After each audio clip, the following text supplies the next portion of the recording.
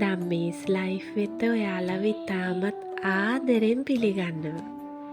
සොයා මීට් ටික පෙන්නුවට අද මම සොයා මීට් කරියක් නම් නෙමෙයි හදන්න යන්නේ. සොයා මීට් මෝජු එකක් තමයි හදන්න යන්නේ. කල් තියාගන්න පුළුවන් රස මෝජුවක්. ඔයාලා සොයා මීට් මෝජු හදලා තියෙනවද? හදලා තියෙන අයත් ඇති. නොදන්න අයත් ඇති. ඒ හැමෝටම මං හදන විදිය පෙන්වන්න තමයි අද වීඩියෝ එක අරගෙන ආවේ. මෙතන සොයා මීට් ගොඩාරියක් තියෙන නිසා අද මම එයා ෆ්‍රයි එක පාවිච්චි කරලා මෙන්න මේ විදිහට ගැඹුරු තෙලේ බදින්නේ නැතුව සොයා මීට් එක ෆ්‍රයි කරගන්න තමයි හදන්නේ. මේ සොයා මීට් ගොඩාරියක් මම අරගෙන තියෙන්නේ මගේ මල්ලිට රට යනකොට අරගෙන යන්න එයාට ටික කාලයක් පාවිච්චි කරන්න පුළුවන් විදිහට හදලා දෙන්න තමයි. ඉතින් පළවෙනි වටේ යන්නේ විදිහට එයා ෆ්‍රයි එකට දැම්මට පස්සේ මම මේ ලෑස්ති වෙන්නේ සොයා මෝජුව හදන්න ප්‍රධානම අවශ්‍යම වෙන දේ හදාගන්න. මේ තියෙන සියඹලා. මම මෙතන සියඹලා ගුලි දෙකක් පාවිච්චි කරලා තියෙනවා. ඒ සියඹලා ටිකට උණු වතුර ටිකක් දාලා ඒ ටික පෙඟෙන්න තියලා ඊට පස්සේ ඒකේ අර ජූස් එක අරගන්න ඕනේ හොඳට පොඩි කරලා. ඔන්න බලන්නකෝ සොයා මීට් එක ෆ්‍රයි කරගත්තට පස්සේ තියෙන විදිහ. ඉතින් මේක ගැඹුරු තෙලේ බදින්න ගියාම සෑහෙන වෙලාවක් යනවා සහ තෙල් ගොඩක් යන නිසා තමයි මම එයා ෆ්‍රයි එක පාවිච්චි කළේ. මෙන්න මේ විදිහට මැටි ඇතිලියක් ලිපේ තියලා ඒකට තෙල් බොහොම පොඩි ප්‍රමාණයක් දාලා ඉස්සෙල්ලම මම මේ දාගන්නේ තලාගත්ත සුදු ලුණු ටික. ඊට පස්සේ තලාගත්ත ඉඟුරු ටික දාගන්නවා. ඒ ටික පොඩ්ඩක් ටෙම්පරාදු වෙන්න දෙනවා. ඊට පස්සේ මෙන්න මේ විදිහට හීනියට කපාගත්ත රතු ලුණු ටිකක් දාගන්නවා. ඊට පස්සේ හොඳට කලවම් කරගෙන මේක පොඩ්ඩක් ටෙම්පරාදු වෙන්න දෙන්න ඕනේ.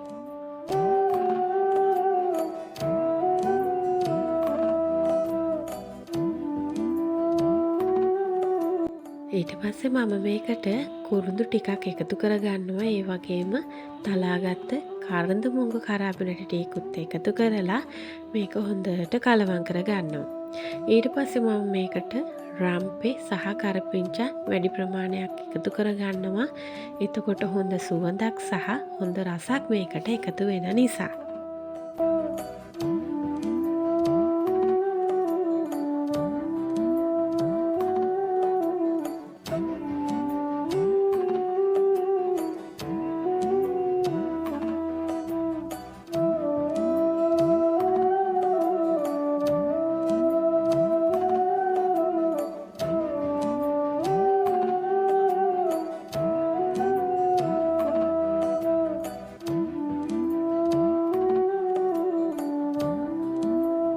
මෙන්න මේ වෙලාවේදී මම ගම්මිරිස් කුඩු ටිකක් ඒ වගේ මිරිස් කුඩු ටිකක් තව රස සැර අනුව කෑලි මිරිස් ටිකකුත් එකතු කරගෙන අවශ්‍ය ප්‍රමාණයට ලුණු ටිකකුත් එකතු කර ගන්නවා.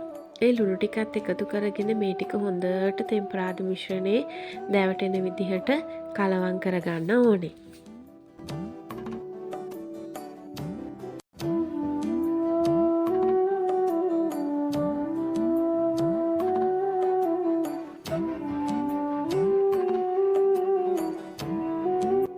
ඔන්න දැම්මම එකතු කරගත්තේ අර පෙරලා හදාගත්ත සියඹලා ඉස්ම ටික. ඒ ටිකත් මේකට දාලා මේ තෙම්පරාදු මිශ්‍රණය හොඳට කලවම් කරගන්න ඕනේ.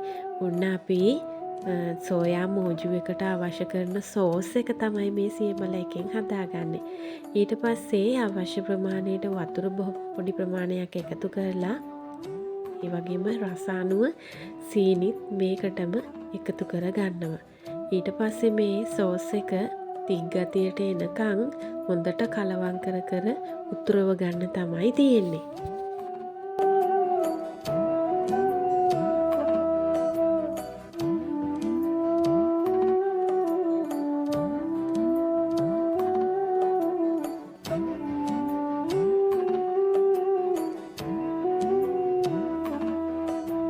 මෙන්න මේ විදිහට හොඳට නටාගෙන එනකොට අපි බැදලා පැත්තකින් තියාගත්ත සෝයා ටික මේ වෙලාවේදී එකතු කරගන්නවා.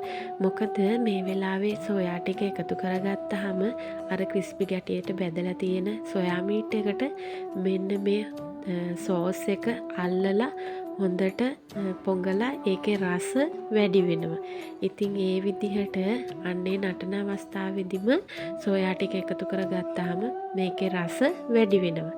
ඉතින් මේ විදිහට සෝයා ටික දාගත්තට පස්සේ හොඳට උඩ යට පෙරල මේ විදිහට කලවම් කරගන්න ඕනේ. මෙන්න මේ වෙලාවේදී ඔයාලට පුළුවන් අවුමිරිස් ටිකක් සහ රතුලූණු ටිකක් එකතු කරගන්න. මං අද කොච්චි ටිකක් තමයි එකතු කරගත්තේ, බැදපු කොච්චි ටිකක්.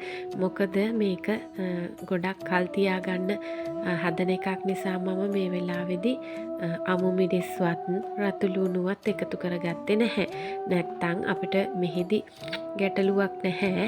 මේක රට යවන්නනේ හදන්නේ. ඒක නිසා මම අද රතුලූණු යවු මිරිස් එකතු කරගත්තේ නැහැ. ගැඹුරු තෙලේ බැදලා ගත්ත සුදු කොච්චි ටිකක් තමයි එකතු කරගත්තේ. ඔන්න ඉතින් බලන්න මේ වෙලාවේ ලිප් ඕෆ් කරලා තියෙන්නේ රසම රස සෝයා මෝජුව රෙඩි. ඉතින් ඔයාලත් මෙන්න මේ රස සෝයා මෝජුව හදලා කොහොමද කියලා මටත් කියන්න ඕනේ හොඳේ. එහෙනම් ඉතින් ආයිත් රසම රස ලස්සන වීඩියෝ එකක් අරගෙන එනකන් ඔයාලා හැමෝටම සුබම සුබ දවසක් වේවා.